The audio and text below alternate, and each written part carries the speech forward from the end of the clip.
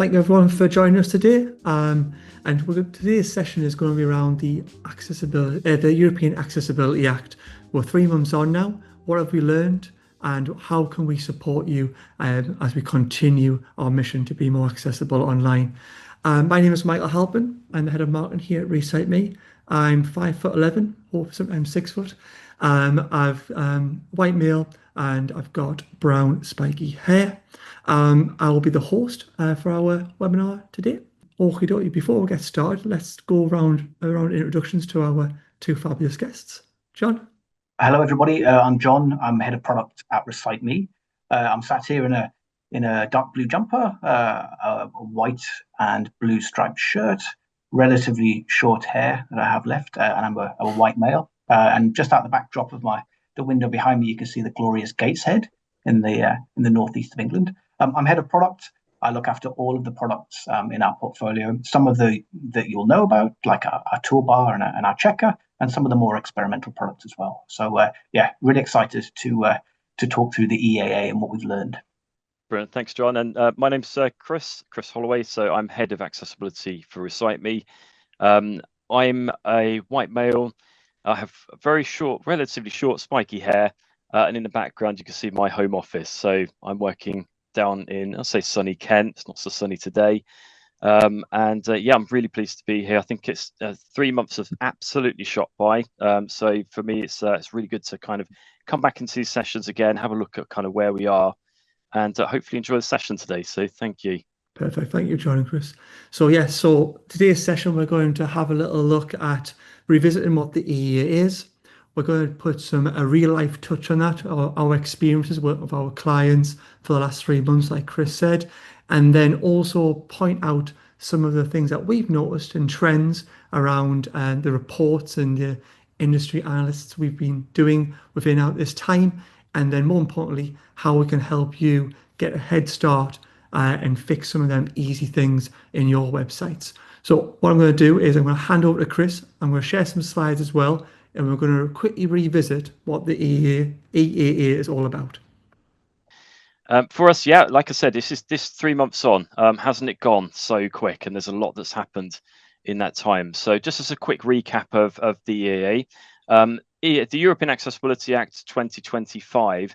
Now, the core principles are that it ensures equal digital access for all. It applies to products, services, and websites as well. And the gear up around it is it's harmonizing accessibility standards across the EU. We are going to cover a little bit in terms of what that is a little bit further on. And we do also have a more in-depth session as well. If you wanted to see the recording, we can share that after. It mandates the removal of digital barriers, but it also boosts inclusivity of the EU markets, which has been something that we've been missing for a while. So it's fantastic to start to see that take shape. The latest is around legal requirements. It is for businesses and services. It is a business legal requirement. So like I said, if you wanted to watch in a more in-depth around the EAA, we do have some recordings we can share as well. So thank you. Over to the next slide. And this one's mine as well, isn't it, Michael? So that's brilliant. Yeah. So who does the EAA apply to? So for us, we're looking at this as a people-focused initiative. It's around people. Like I said, that's UK. It can be anything else around the US, for example. Private sector organizations. So that's if your sector includes more than 10 employees or annual turnover of €2 million. And if you've got digital products and services, so these are things like websites, mobile apps, e-commerce platforms, software as a service, if that's something that you're dealing with, self-service kiosks. That's one of the things that we've seen come into this that we've had more discussions around. ATM machines, ticketing, recruitment platforms. So you can see it's a very broad range of digital products, but most of those are geared around how we enable and how we empower people with disabilities to be able to kind of thrive and be part of that discussion. If I can have the next slide, please. So there are some dates around that. Obviously, the main one we've now passed. It was 3 months ago. But from the 28th of June, 2025, all new digital products and services must be fully compliant. And obviously, that's something that we've been helping clients with over the last couple of months. So for us, we've got a very good understanding of what's some of the hurdles that we're finding, which we're going to cover shortly. It also means that organizations, they do have a transitional period, so it doesn't apply to everybody. However, until the 28th of June 2030, there is an opportunity to update things like legacy systems. So these are systems that are already in existence, but obviously they just need a little bit more time for people to remediate and change, or perhaps you've got a new product coming in to replace it. I think Super. it's over Thank to you. John. It is, yeah. Yeah, thank you very much for that, Chris. Much appreciated. So, as we said before, we've been helping a number of our clients on the journey towards EAA compliance, and John and Chris have been working closely with them on this journey. So, this is just some things we've been hearing and feedback that John's going to take us through now. Yeah, so one of the best things about our job is getting to speak to lots of different people. Chris has had some great conversations with some very well-known organizations. I have, my team have, and I think absorbing some of that knowledge so we can feed it back and give insights is quite an enjoyable part of our job. Worth saying that there's definitely a sense of relief, I think, that the world didn't end in June, and that we're actually everybody's still up and running. But there are some themes that start to emerge. And bearing in mind, we've spoken to lots of organizations, some whom have been preparing for many years, and others maybe confronted it a bit late. But the sort of overarching themes are that being forced to confront the EAA, it forces better conversations internally about accessibility, especially at a senior level. So where previously people might have tried to get directors and leadership teams more involved in accessibility, that's much easier now. Also, digital teams are in a much better rhythm by shifting left, and that's a term you'll start to hear quite a lot, hopefully. Shifting left refers to tackling issues much earlier on in the development process. So rather than waiting till something goes live and try to fix it on your website or your mobile app, could you capture it earlier at the design stage and get rid of those issues?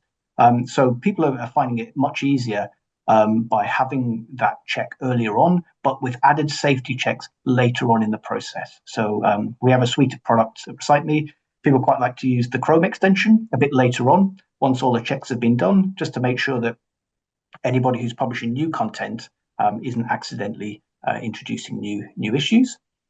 Quite often it's difficult in large organizations to say who is the owner of accessibility. And that was one of the issues that our customers were coming to us with.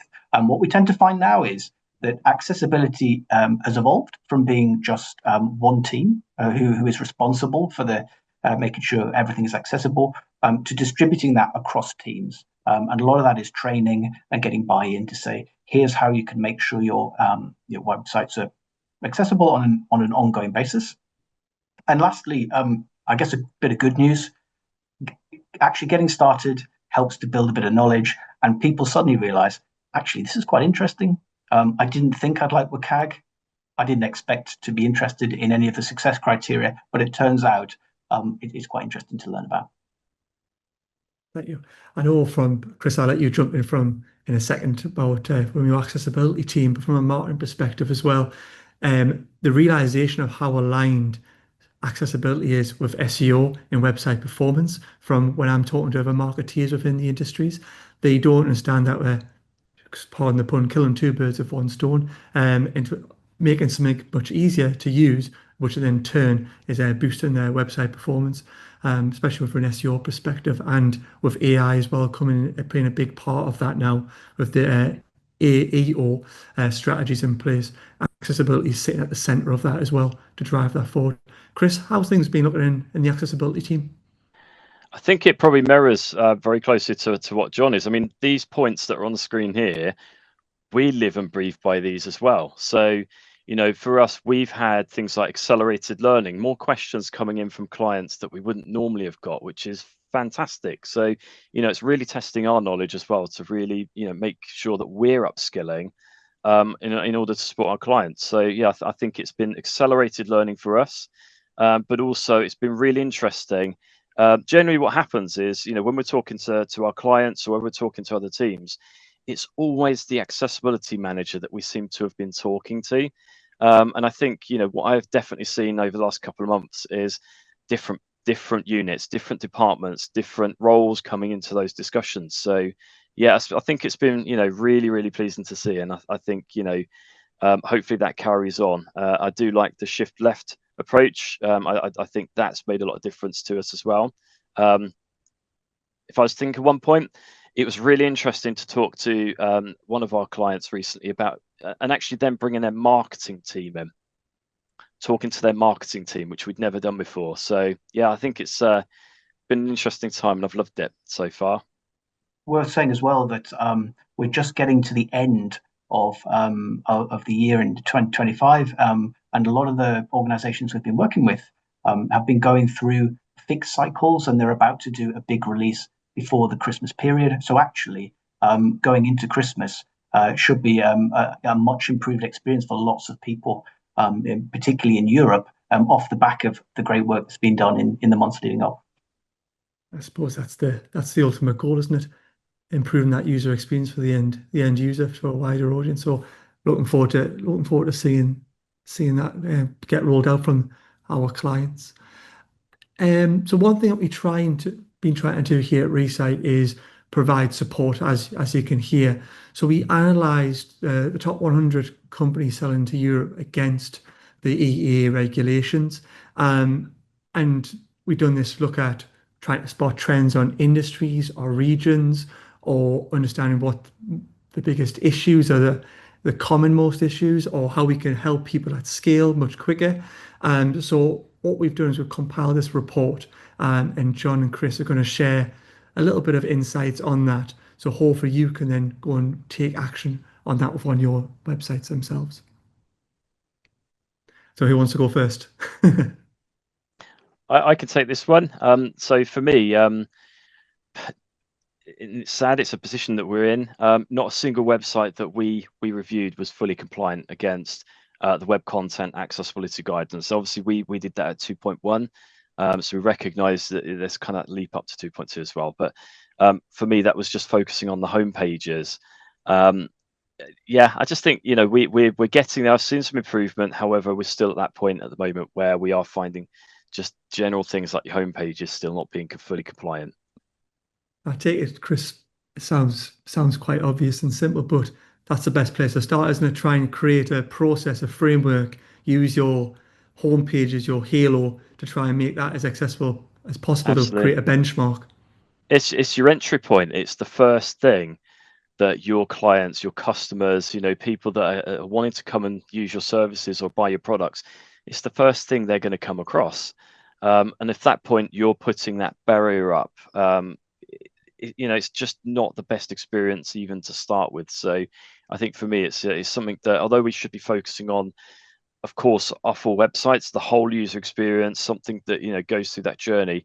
I just think that your first page should be, it should be that signal to say, do you know what? We thought about this. We're actually compliant. We're making an effort. Come and use our site. You can see that our homepage is good. Let's carry that journey from that point. It also means that if somebody can't get to your homepage and you've got things like contact us on there, you're instantly limiting the way that somebody could give some feedback on how to improve that. What I take this one, Go on. in terms of quick wins. So yeah, we've all got websites. There are accessibility issues all over the place, but there are definitely themes. These probably shouldn't be a big surprise if you've watched any of the other webinars we've done before. These tend to be the same things that come up again and again.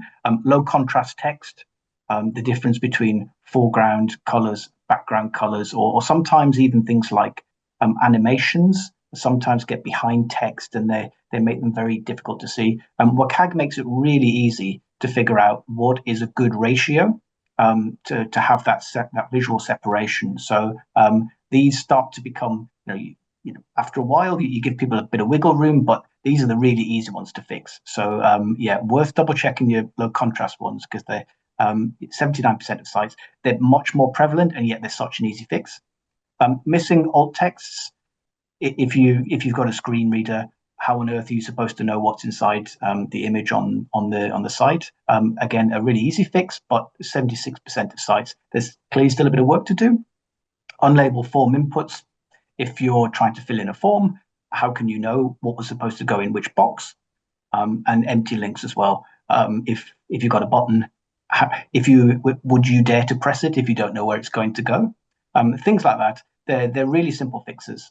You can use a combination of automated checks. We have a checker that does that. You can get experts like Chris that will very quickly identify all these issues, and they are really quick fixes. But to say that over 50% of all sites that we checked have all of these issues tells you there's still quite a bit of work to be done. I can take this one as well. I mean, do you know what, this one relates very closely to even our own website. So as part of the EAA, what we've also done is focused on our own homepages and our websites as well. So this is something that we've looked at improving. So most sites that can reach a huge audience, and obviously the more people that you've got available, the more clientele, the more revenue, things that are kind of coming off the back of that, and user experience. But most sites can reach more users through clearer language. We're really good at overcomplicating things often and putting really complicated acronyms in, reading languages that are just don't need to be there sometimes. And what we found is many websites use things like advanced reading levels that really require somebody to understand everything about that company before they can really get what the website's about. So 70% overall, and even including 16 of the top 20 performers, we found that there were overly complicated language where they just didn't need to be. So advanced reading age of 16 plus, that's what we're talking about. It's likely to present barriers for people with dyslexia, neurodivergent conditions, cognitive impairments, but also, sometimes I go to a website and it's just overly complicated, and I think, do you know what, I'm not interested in going any further. So, for us, we can really enhance that. There's also the other added advantage that you may have non-native speakers. So English, for example, may not be their first language. Why would we then add that complication over the top with really complicated languages? So that was one of the areas that we did find we could improve upon. Yeah. Sometimes, obviously, working in marketing, I see us quite a lot, and we all fall foul of it. We have all these fancy ways of wanting how to describe what we do as an organization or what we're selling. But if you're brand new to that company, you come to the website, there's a high percentage of times where you look at it and think, what does this company actually do? So even though it might be simple English, just doing exactly what it says on the tin sometimes is the easiest thing to grab attention and answer the question of the user straight away. So I think that all plays part into user experience improving, not just for people with disabilities, but for anyone who just, anything on the internet, we're so used to instantly needing that information, and simplifying that language straight to the point does help massively. Well, worth it as well, just with the just on that Sorry, language John. piece about the use of AI. Many teams use AI now to generate lots of text. And AI in its natural form, you ask ChatGPT, they tend to be quite verbose, and it will tell you lots and lots of things and lots of sentences. Even just a small change to some of the prompts that you use, if you are using AI, can cut down that word count dramatically, and get much more clarity through fewer words. It can start making you sound like Shakespeare sometimes, but then you forgot what you were trying to talk about in the first place. Well, all I was going to say was the good news is that many sites do have an accessibility statement. If we're going to start with the positives, because there was once upon a time they absolutely didn't. The stat here is that 68% of sites lacked a fully compliant accessibility statement. I think it's fair to say that at Recite Me, we're quite harsh critics in this particular area, and it tends to be because the accessibility statement is such an amazing mechanism to tell your story, that we'd always see it as an opportunity to do better. So when we say lacking a fully compliant accessibility statement, we tend to mean not just what have you tested, but also if I have a problem, how can I let you know? And it's that feedback loop that tends to be missing on so many of these statements. A lot of them are very generic, very boring. Sometimes you can see where somebody's literally copied and pasted it from a different website and it's still got the old website address on it. We've said it in previous webinars, but it's such a great place to tell your brand story, and it really should sort of look and sound like your organization. But Chris is an expert on these accessibility statements. I think one thing I would probably stress is that an accessibility statement's a living document. It's not something that you just do once, you park it, and then you never look at it again, or perhaps even you look at it once a year. Consider this as being, like we said with your homepage, your accessibility statement is that kind of doorway or the entry point into somebody to really understand how much you care about accessibility, where you're going next, anything that you're aware of. Be transparent, be telling people, look, actually we are on the process of fixing something, we're just not quite there yet.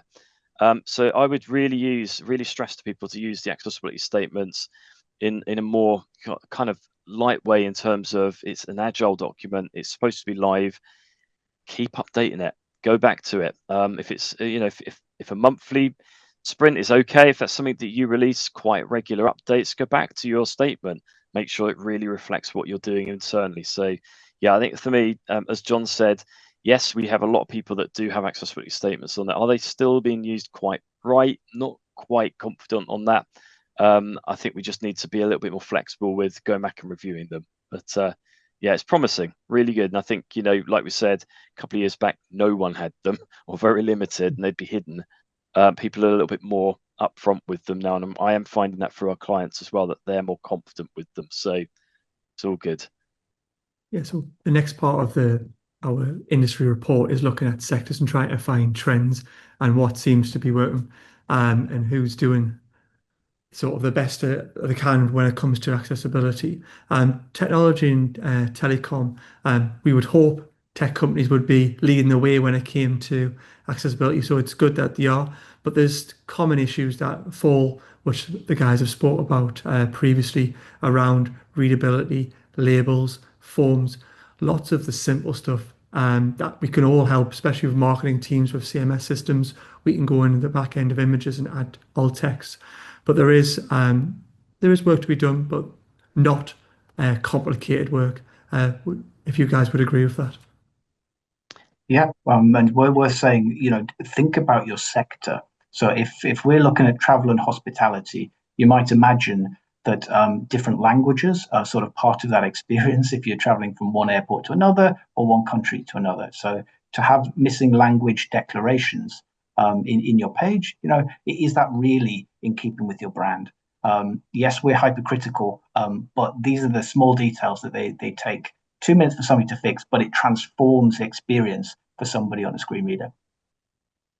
Absolutely, I agree. And obviously, just for those that may not be able to, we've got a table on the screen at the moment. It does break down, like Michael said, into those industry sectors.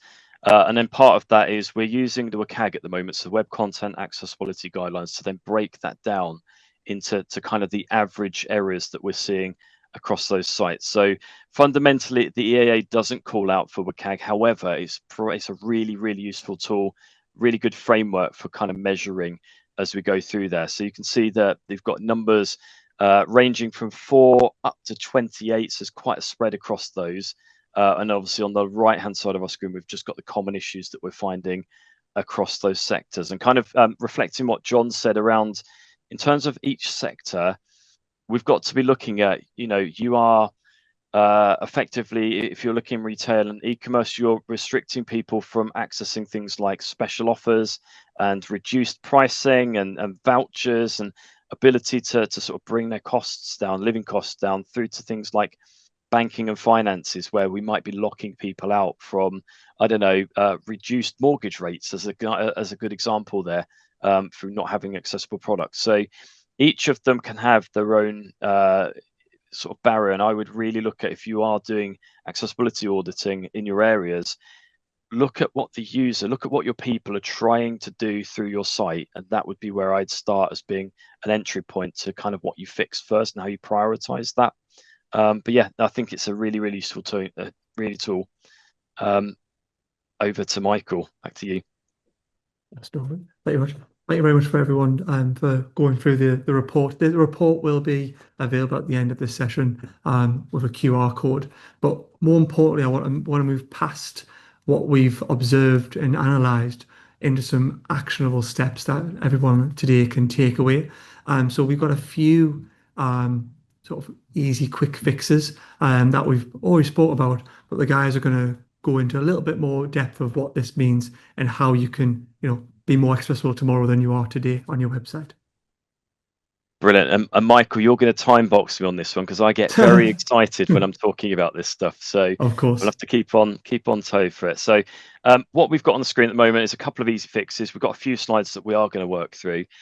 Some of the ones that we've seen and the more common ones, you may have come across it before, it's alternative text on images. So effectively what we have is if it's a graphic, if it's an image and it's actually got some meaning on the page, it adds context to what your page is about.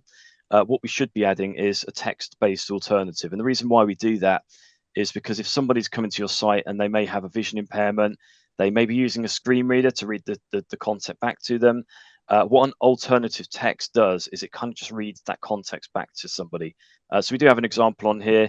An alternative text tag could be a sunny mountain view, which identifies what the image is underneath. So that's an easy one to fix. Again, 1 to 2 hours, I would say, if you're going to do it. If you've got loads of different images on your site, then obviously it's going to take a little bit of time. However, if you've got that part of your process, it really does make a lot of difference. We'd also be looking at improving the text contrast. So, if you ever come across a site where you've got text and you just can't read it properly because it's so close to the background color that it just almost like disappears. What we're looking at here is improving that contrast between the text and the background color. It makes sure that text can be readable. Again, it's a really easy fix because generally what happens is any text that you've got across your website or your platform tends to use something like a style sheet. So you change it once.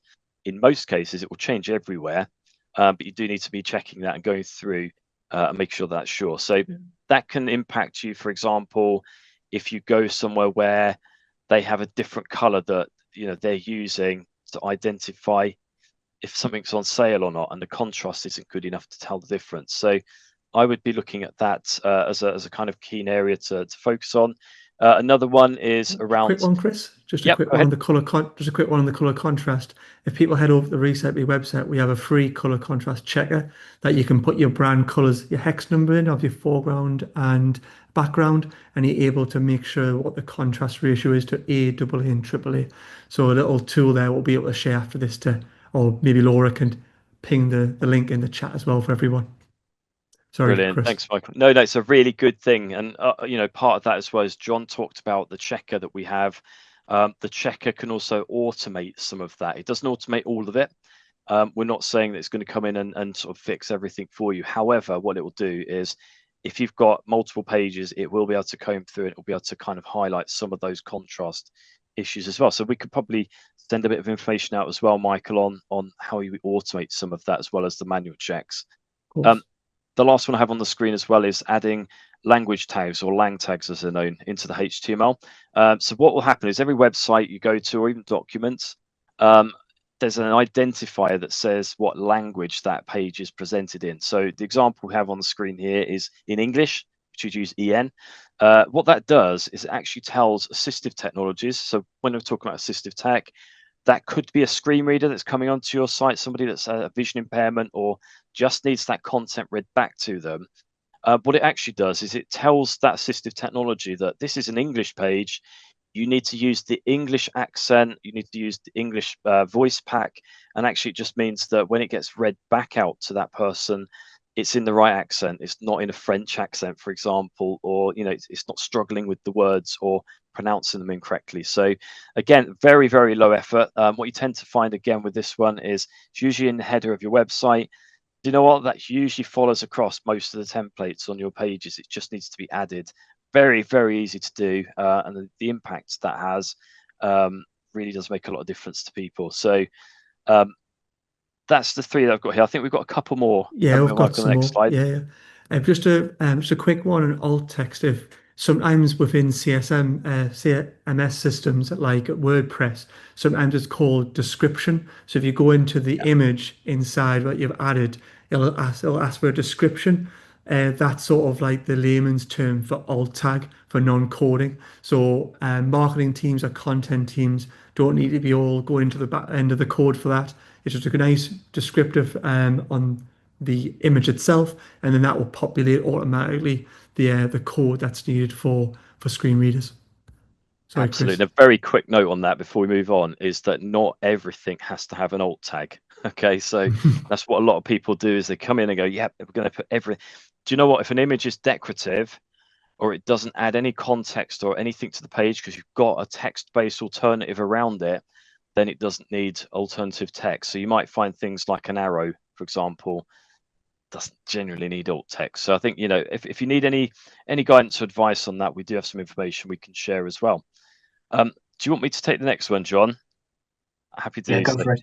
Fab. So these are three other things that we've got. So, you know, we've come across those buttons before. So what we're looking for here is fixing things like empty buttons or links. So again, very, very low effort to kind of fix this. It's quite an easy thing to go into.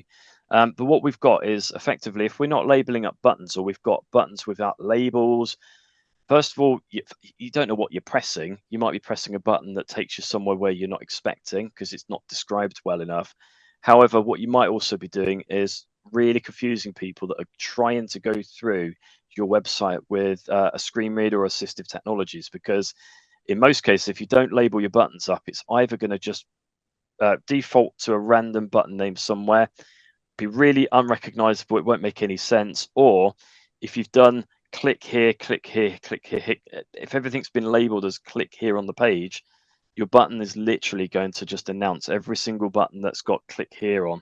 Just won't be very useful to somebody that's trying to navigate your page, that not able to see where the button's going. So I think for us, it's just make sure you're fixing empty buttons, make sure that they're really descriptive, make sure they link correctly. So if somebody does click it, it's not broken. Really, really simple, easy things to fix. Again, not everything, but some of that, like missing link descriptions, can actually be automated as well through our tools. So it's worth noting, but also just bringing in and do some of those checks. We're also looking at things like visible focus indicators. So where somebody would use that most is if they're going to come to your site, your website, or your application. Some people actually navigate using switch control or assistive technologies or keyboards. So they don't generally use a mouse or a pointer to kind of highlight things on the screen. Now, if somebody's going through with a keyboard, what they're expecting to be able to do is recognize where they are on the screen. And they'll be using things like the tab key, arrow keys, space bars, and enter. If you've not got a highlighter that sits around your button, so for example, if I was to navigate to a click here button or an add to cart button, what I'd expect to see is a really clearly defined outline to show me where I am on that page.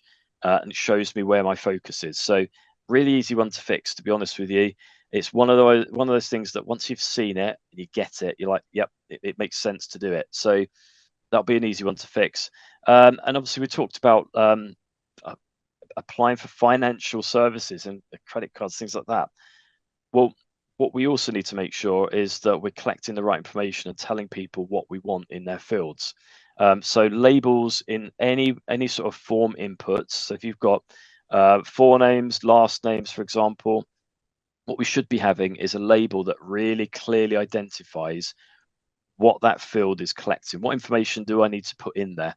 And it just makes it a little bit easier for someone that's perhaps using a screen reader to go through and identify what that is. So again, that's a really easy one to fix. It can take a little bit of time if you've got really complicated forms. However, once you get into the rhythm of it, it just makes sense. And, you know, for us, I think that's an area that has a massive, massive impact on somebody that even, for example, a contact us form, that's where you generally see these types of fields coming in. Could you imagine if you had somebody come to your site, they can't use the site, they now want to lodge a complaint with you or let you know that there's an access barrier on your website, and they can't use a contact us form because you've not labeled it correctly. So it's really important, especially for the EAA, to make sure that you've got that in place. So again, half day to a day we put on that, it might be slimmer. I might just add something very quickly to that, which is always consider testing at multiple viewports or different screen sizes. So if you have a website and sometimes you can resize it to make it smaller and it might go into a mobile view maybe, particularly with things like labels on forms. Sometimes when you do that resizing, where you thought the label was above the field that you're filling in, sometimes they become disconnected.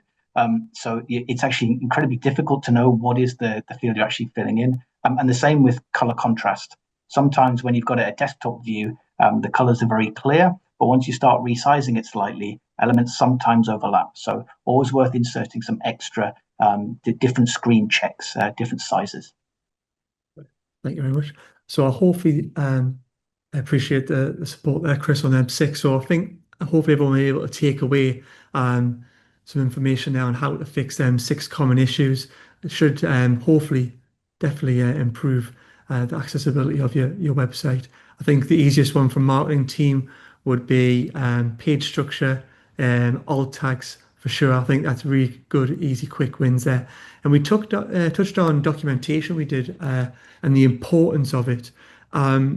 Yeah, how sort of pivotal is that when it becomes to compliance around the EAA?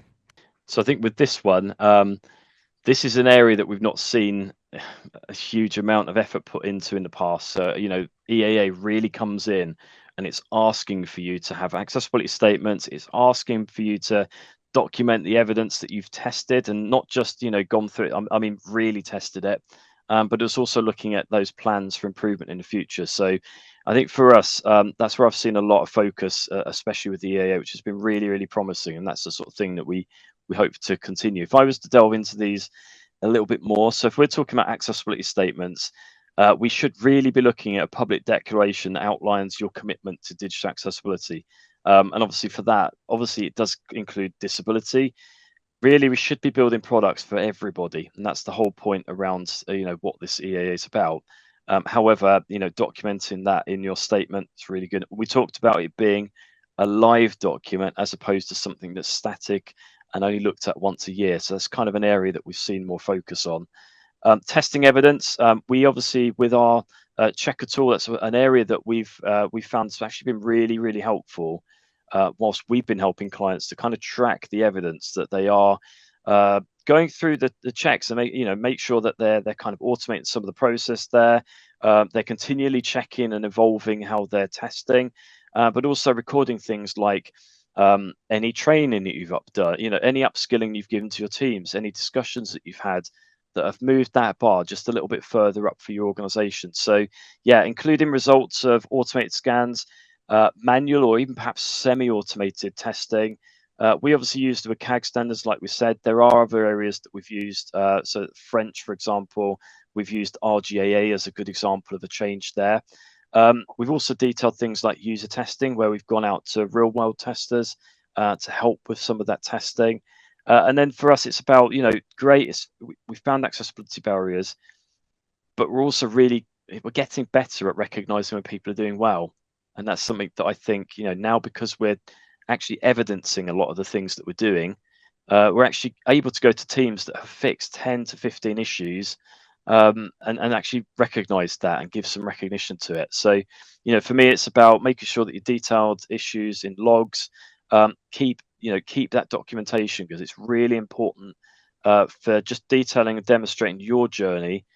You may not have your website fully compliant at this point. However, the amount of effort that you put over the last 3 to 6 months, significant effort. Well, if you're not quite there, but you can demonstrate you're going in the right direction through the evidence that you've sort of kept, and you can really push that forward.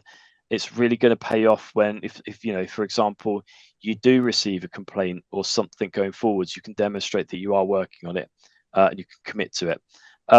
Plans for improvement. That's one of the areas that I think we've seen probably a massive increase in people asking, well, it's great, Chris, we've done the accessibility statement. We're quite comfortable with that. We've tested, we're doing the testing now with you. You're doing some automated testing. What's next?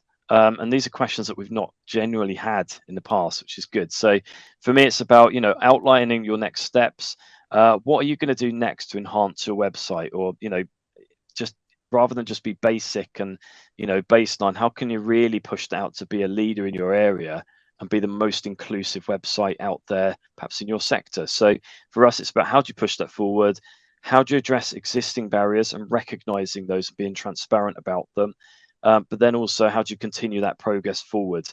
Is there an organizational shift that needs to happen at your company where you just need perhaps additional staff to help with certain things in terms of accessibility? Or is it that actually your strategy just isn't quite aligned to where it needs to be in the future? So, what we've seen is more focus on spending some time recapping and going, what we're going to do next and how can we do that? So, yeah, I think it's been really, really interesting to see.